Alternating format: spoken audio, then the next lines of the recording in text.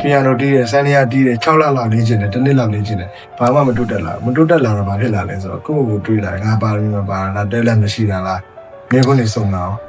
တကယ်တော့ဒါကလည်းအတွေးမှားတာပေါ့နော်ဒီအတွေးလည်းမှားတယ်နောက်တစ်ခုကဘာမှားလဲဆို practice လုပ်တဲ့ form practice method လည်းမှားတယ်ပေါ့နော်အဲ့တော့ဒီလေ့ကျင့်တဲ့နေ့စနစ်က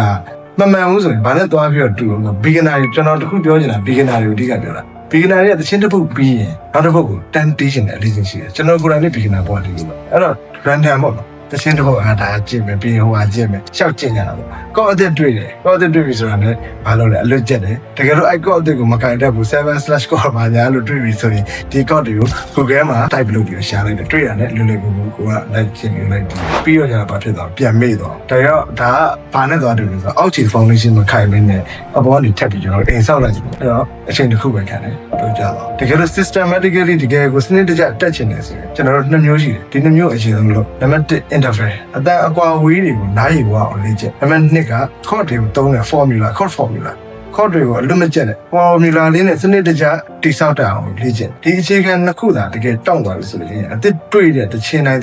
logic တွေသုံးပြီးတော့လွယ်တကူတီးလို့ရပါတယ်အဲ့ foundation မမှန်ရင်အချိန်ဘယ်လောက်ပေးတိုးတက်လာမှာမဟုတ်ပါဘူးဒါကြောင့် practice time ကိုတိုးမဲ့အစား practice method ကိုအရင်ဆုံးပြင်ကြည့်လိုက်ပါခီးရောက်တာအရင်ကတည်းကပုံမြန်ပါလိမ့်မယ်ကျွန်တော်ကတော့ဆန်းရမ်းနေတာ